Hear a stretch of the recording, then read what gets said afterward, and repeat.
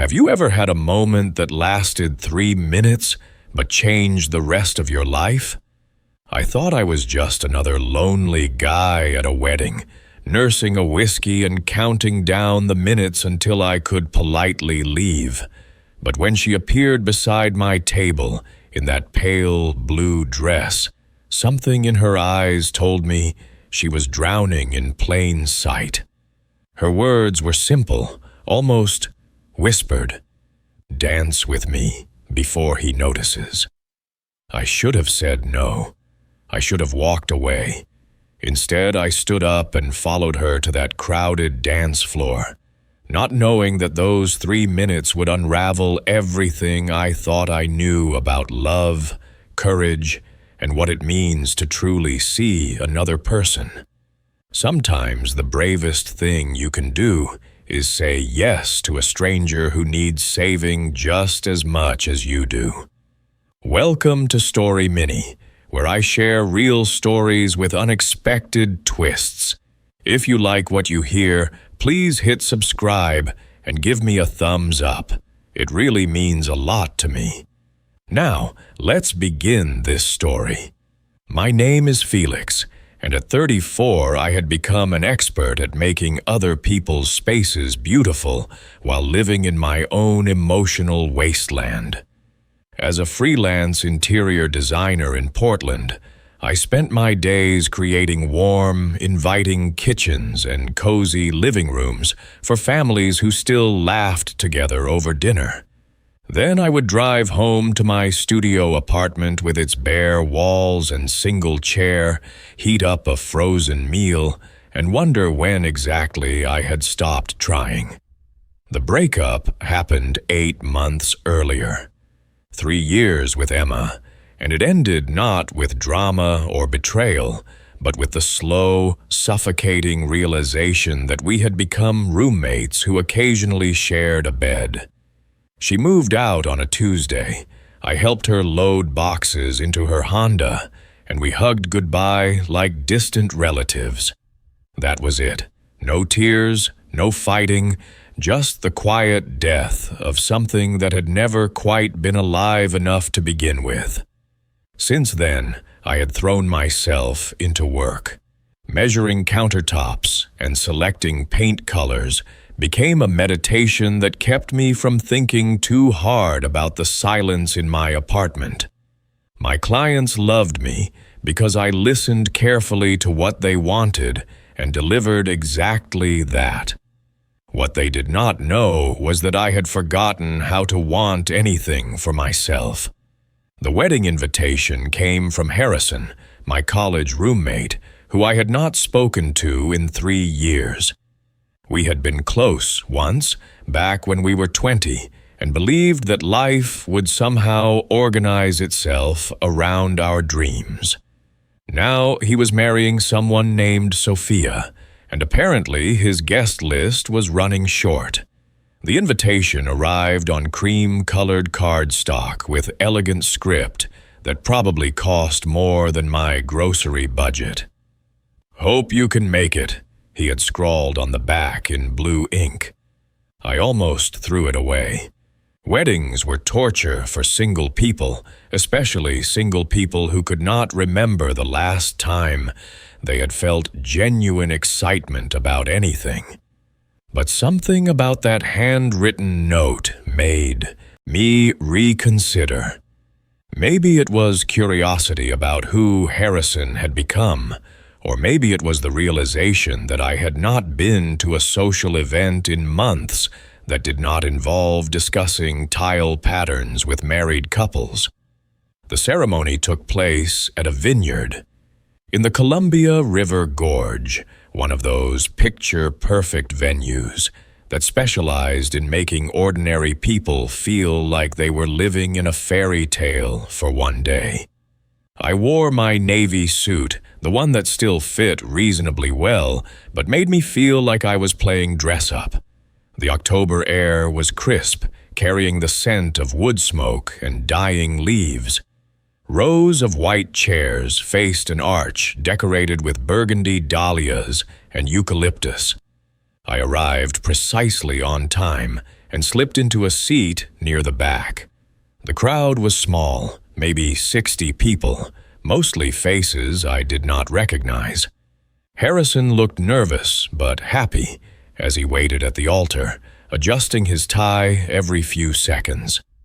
When Sophia appeared at the end of the aisle, radiant in flowing silk, I felt that familiar pang of longing mixed with resignation that seemed to follow me everywhere these days. The ceremony was beautiful in that universal way that all weddings are beautiful. Promises were made, rings were exchanged, and everyone clapped as the new couple kissed under a canopy of golden autumn light. I found myself genuinely happy for Harrison, even as I wondered what it felt like to be so certain about another person that you would bet your entire future on them. The reception moved to a rustic barn decorated with string lights and mason jars filled with wildflowers. I grabbed a bourbon and ginger ale from the bar and found a table near the edge of the dance floor where I could observe without being forced into small talk. The music was exactly what you would expect, a mixture of classic rock and contemporary hits designed to get 3 generations moving to the same beat. That was when I saw her. She sat 2 tables away, wearing a dress the color of summer sky. Her dark hair was pulled back loosely, with a few strands framing her face. She was not the most beautiful woman in the room, but there was something about her stillness that drew my attention. While everyone around her laughed and gestured with wine glasses, she sat quietly, watching the celebration as if she were viewing it from behind glass. Her husband, I assumed it was her husband, stood at the bar with a group of loud men in expensive suits. He was the type who commanded attention without trying, the kind of man who had probably never wondered if he belonged anywhere. They had been talking for 20 minutes, and not once had he glanced in her direction. I found myself studying her profile, the way she traced the rim of her wine glass with one finger, the careful way she smiled when someone at her table made a joke. There was a sadness in her posture that I recognized because I carried the same weight. She looked like someone who had been invisible for so long that she had almost forgotten what it felt like to be seen. When our eyes met across the room, I felt something shift in my chest. It was not attraction exactly, though she was lovely. It was recognition. The look she gave me was not flirtatious or inviting. It was more like a question. Do you see what I see? Do you understand what it feels like to be surrounded by celebration while feeling completely alone? I looked away, uncertain of what that moment meant or what I was supposed to do with it. The band launched into a slow song, something by Etta James that made couples drift toward the dance floor like moths to flame. I watched Harrison spin Sophia under the lights, both of them laughing, lost in their own perfect bubble. When I looked back toward her table, she was gone. I scanned the room, wondering if she had stepped outside or gone to the restroom, but I could not find that blue dress anywhere. For a moment, I thought I had imagined the whole interaction. Maybe loneliness had finally made me start seeing connections that did not exist. Then I felt a gentle touch on my shoulder. Sometimes the most ordinary days hide extraordinary challenges. I turned around and there she was, closer than I had expected, close enough that I could see the small scar above her left eyebrow and smell her perfume, something light and floral that reminded me of spring rain. Her eyes held that same quiet intensity I had noticed from across the room, but now I could see the exhaustion underneath it, the kind of bone-deep tiredness that comes from pretending everything is fine when it absolutely is not. "I'm sorry to bother you," she said, her voice softer than I had imagined. "I know this might seem strange, but would you dance with me? Just one song, before he notices I'm gone." The way she said it, like she was asking for something dangerous, made my pulse quicken. I should have asked questions. I should have politely declined and suggested she dance with her husband instead. But there was something in her tone that made refusal impossible, a vulnerability that matched the loneliness I had been carrying around like a stone in my chest. "Of course," I heard myself say, standing before I could think too hard about what I was agreeing to. We walked to the edge of the dance floor, finding a spot where the light was softer and the crowd was thinner. She placed her hand in mine, and I was surprised by how perfectly it fit, how right it felt despite the wrongness of everything else.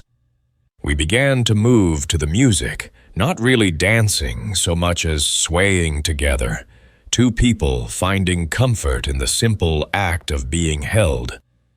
"I haven't done this in years," she said after a moment, her voice barely audible over the music. "Danced?" I asked. "Been seen," she replied, and the honesty in those two words hit me like a physical blow. We did not speak again until the song ended. When the last notes faded away, she stepped back and looked at me with something that might have been gratitude mixed with regret. "Thank you," she whispered. I needed to remember what that felt like. Before I could respond, she was walking away, disappearing back into the crowd like she had never existed at all. I stood there on the dance floor, surrounded by other couples, but feeling more alone than I had in months. Whatever had just happened, it felt significant in a way that I could not name. I did not see her again for the rest of the evening. I stayed longer than I had planned, nursing drinks and making small talk with Harrison's college friends, all the while scanning the room for a glimpse of that blue dress. By the time I finally left, my head was buzzing with questions I could not answer and a phone number I did not have. 3 days passed before my phone buzzed with a text from an unknown number. "Hi, this is Celeste, the woman from the wedding. I wanted to thank you for that dance. It meant more than you could possibly know." I stared at the message for a full minute, reading it over and over again. Celeste. So that was her name. I typed and deleted 6 responses before settling on something simple. "I'm glad I could help. I hope you're doing okay." Her response came quickly. "Doing okay is complicated these days, but you made me feel human again, even if it was just for 3 minutes." That began a conversation that stretched across weeks. We texted sporadically at first, always during the day, always carefully polite. She told me she lived in Vancouver, just across the river from Portland. She had 2 children, ages 9 and 6, and worked part-time as a project manager for a non-profit that helped homeless families find housing. Her husband sold medical equipment and traveled constantly, leaving her to manage the household and raise the kids essentially alone. The more we talked, the more I understood that our dance had been an act of rebellion, a moment when she had chosen to be seen instead of invisible. She told me things that felt too personal for text messages, but somehow she kept sharing them anyway. How she used to love painting, but had not touched a brush in years.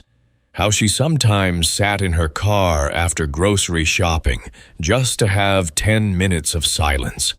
How she felt like she was disappearing a little more each day. I found myself looking forward to her messages in a way that felt both wonderful and dangerous. When my phone buzzed during client meetings, my heart would skip, hoping it was her. When days passed without contact, I would catch myself checking my phone obsessively, wondering if I had said something wrong. 2 weeks after the wedding, I finally worked up the courage to ask if she wanted to meet for coffee. The request sat in my drafts folder for an hour before I found the nerve to send it. Her reply came the next morning. "I would like that, but I need you to understand that I'm not looking for an affair. I just need to feel like myself again, even if it's only for an hour." We met at a small cafe in downtown Vancouver, the kind of place that roasted its own beans and played jazz music at a volume that encouraged conversation. She arrived 5 minutes late, apologizing and looking around nervously, as if she expected someone to recognize her and report back to her husband. She looked different in daylight, more real somehow. Her hair was down, framing her face in soft waves, and she wore minimal makeup that could not quite hide the dark circles under her eyes. She was beautiful, but it was the kind of beauty that came from strength rather than perfection. We ordered coffee and found a table by the window. For the first few minutes, we talked about safe subjects, the weather, her work, my latest design project. But gradually, the conversation deepened into territory that felt both intimate and dangerous. "I need you to know," she said, stirring sugar into her latte, "that I've never done anything like this before. I don't make a habit of dancing with strangers or meeting men for coffee behind my husband's back." "I believe you," I said, and I meant it. There was nothing calculating about Celeste, nothing that suggested she was looking for an escape from her marriage, so much as a reminder that she still existed as an individual. "My therapist would probably have something to say about this," she continued with a rueful smile. "You see a therapist?" "I used to. I stopped going when I realized I wasn't ready to fix anything yet. Sometimes you need to sit with the problem for a while, before you can face the solution." I understood what she meant.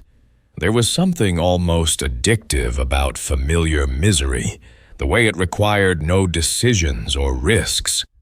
Change, even positive change, demanded a kind of courage that felt exhausting when you were already running on empty. We talked for almost 2 hours, the conversation flowing with an ease that surprised both of us. She told me about her children, how her daughter was learning piano, and her son collected rocks with an intensity that both delighted and bewildered her. I told her about my work, how satisfying it was to transform spaces even when I could not seem to transform my own life. When it was time to leave, she hesitated in the parking lot, keys in her hand. "Felix," she said, and hearing my name in her voice sent a strange thrill through me. "I want you to know that this isn't about you. I mean, it is about you, but not in the way you might think. You didn't save me or rescue me.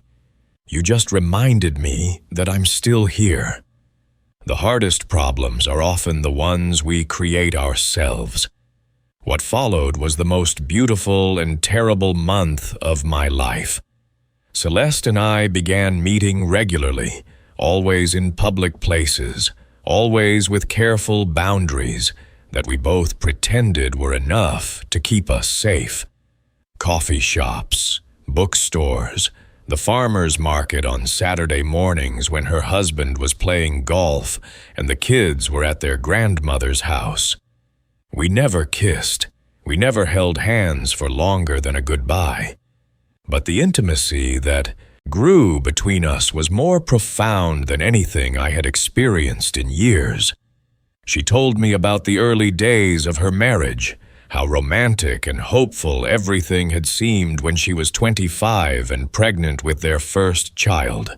How gradually, year by year, she had become a supporting character in her own life.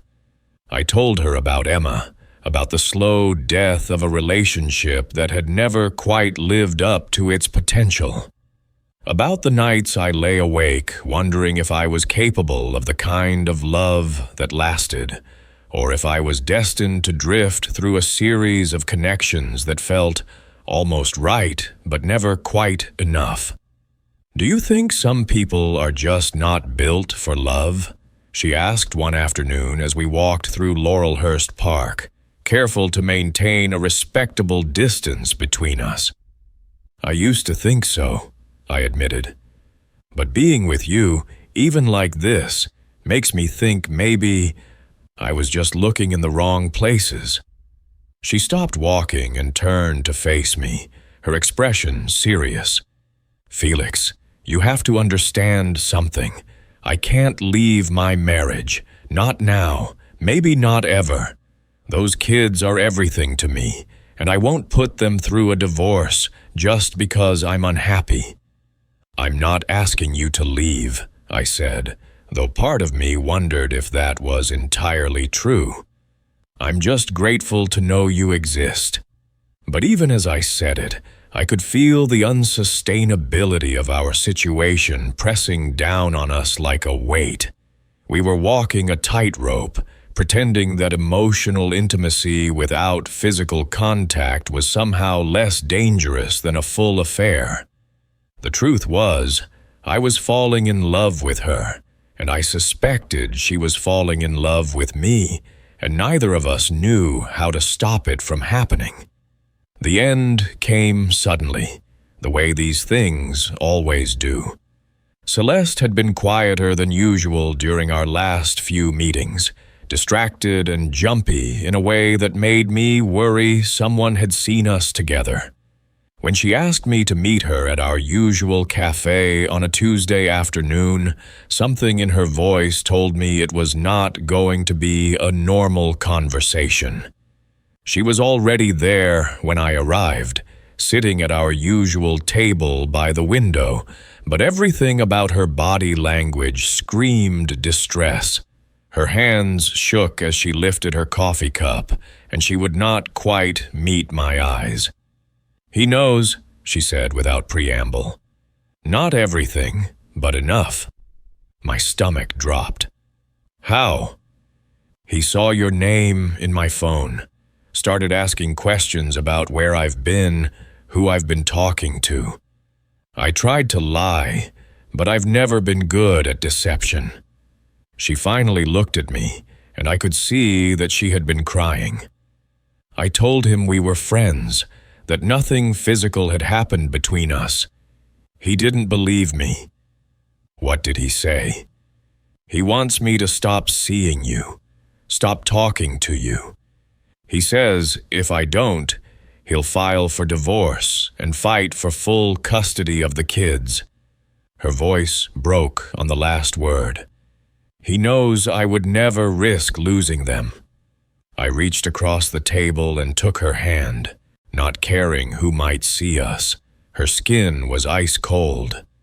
"What do you want to do?" "I don't know," she whispered. "I know what I should do. I should go home and delete your number and pretend these last few weeks never happened. I should focus on being a better wife and mother and forget that I ever felt like myself again. But I don't want to go back to being invisible. I don't want to pretend that what we have doesn't matter." She pulled her hand away and wiped her eyes with a napkin. "I'm so tired of being the person everyone expects me to be." We sat in silence for a long moment, both of us understanding that we had reached a crossroads that would define the rest of our lives. I could see the war happening behind her eyes, the battle between safety and authenticity, between duty and desire. I have to ask you something, I said, finally. And I need you to be completely honest with me. She nodded. Do you love him, your husband? She was quiet for so long that I thought she might not answer. When she finally spoke, her voice was barely above a whisper. I love the man I married, but that person has been gone for a long time, and I don't think he's coming back. What we have now isn't love, it's habit. It's comfort and shared history, and two people who are too scared to admit that they've outgrown each other. And us? I asked, though I was afraid of the answer.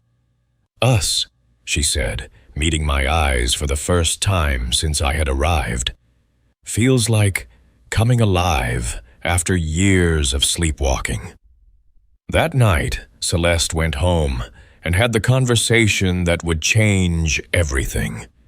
She told her husband that she was not happy, that their marriage felt more like a business partnership than a love story. She asked if he was willing to try counseling, to fight for what they had built together. His response was swift and brutal. He accused her of having an affair, of being selfish and ungrateful. He threatened to take the children away from her if she did not get her head on straight and remember her responsibilities. She called me at 11:30 that night, sobbing so hard I could barely understand her words. I can't do this anymore, she said. I can't pretend to be happy when I'm dying inside, but I can't lose my babies either. You won't lose them, I told her, though I had no idea if that was true. Good mothers don't lose their children for wanting to be happy. How do you know that? Because I've seen you with them. I've heard you talk about them. They're lucky to have you, and any judge would see that. 3 days later, she moved into her sister's guest room with the kids and a suitcase full of everything that mattered.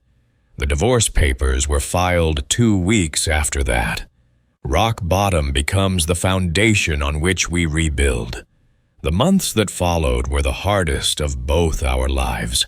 Divorce, even when it's the right choice, feels like dismantling everything you thought you knew about yourself. Celeste had to learn how to be a single mother while working full-time and navigating a legal system that seemed designed to punish women for wanting more than they had been given.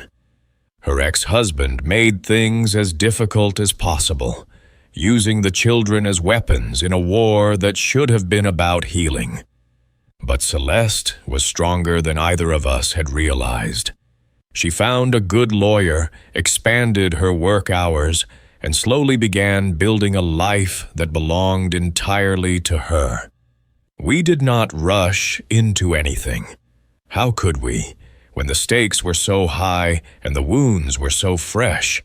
Instead, we took things day by day, meeting for coffee when she had time, talking on the phone when the kids were asleep, building something real and sustainable from the foundation of friendship we had already established. 6 months after her separation, she invited me to her sister's house for dinner. It was the first time I met her children, Lily and Samuel, and I was more nervous than I had been for any first date. They were polite but wary, clearly protective of their mother and uncertain about this strange man who had appeared in their lives. I did not try to win them over with gifts or jokes. Instead, I listened when they talked about school, helped clear the table without being asked, and treated their mother with the respect and kindness they had probably not seen from an adult man in a long time. "You're not trying to be our dad, are you?" Samuel asked me directly as we waited for dessert.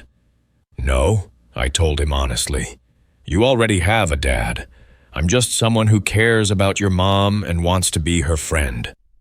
"Good," he said, apparently satisfied with that answer. She needs more friends. It took almost a year before we moved in together, and another 6 months before the kids started calling me Felix instead of Mom's friend. We found a small house in a neighborhood with good schools and a park within walking distance. It was not fancy, but it was ours. The transition was not seamless. There were tears and tantrums, and nights when Celeste wondered if she had made a terrible mistake.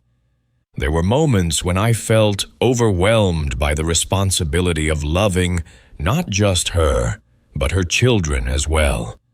There were times when her ex-husband's anger and manipulation made all of us question whether happiness was worth the price we were paying for it.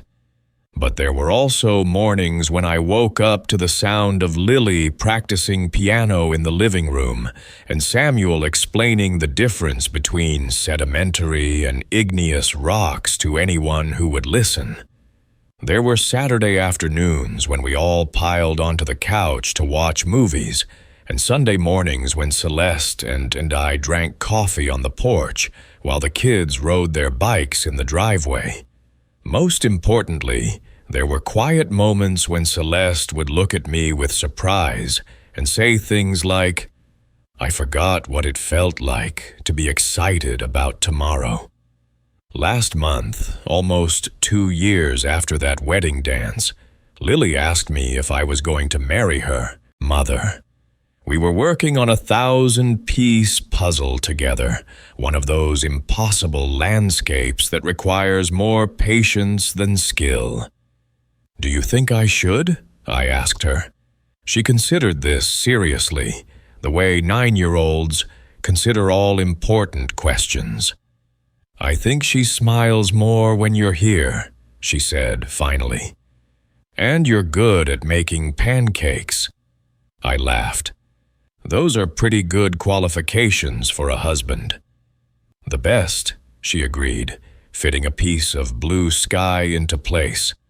"I have not proposed yet, but I will. Not because we need a piece of paper to prove what we have, but because I want to stand in front of everyone we love and promise to keep choosing this life, this woman, this complicated and beautiful family we have built together."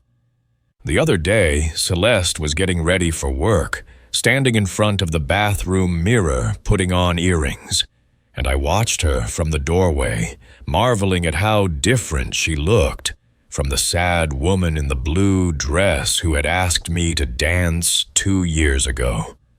"What?" she asked, catching me staring. "Nothing," I said. "I just love watching you exist in the world." She smiled, the kind of smile that reaches all the way to your eyes. "I love existing in the world again." That is what love really is, I think. Not the grand gestures or the perfect moments, but the quiet decision to see someone completely and choose them anyway. It is showing up when things are hard, learning to blend your life with someone else's, and discovering that happiness is not a destination, but a daily practice. Sometimes people ask me if I regret anything about how our story began, if I wish we had met under different circumstances, when things were simpler and less complicated. The answer is always no. Our love story is not a fairy tale, and I would not change that if I could. It is real and messy and earned, built on the foundation of 2 people who were brave enough to choose authenticity over comfort. 3 minutes on a dance floor changed everything, but it was what we did with those 3 minutes afterward, the months and years of showing up for each other and for ourselves, that created the life we have now. If you enjoyed this story, please hit that subscribe button and let me know in the comments about a time when a small moment led to something bigger in your life. Thanks for listening, and I will see you in the next story.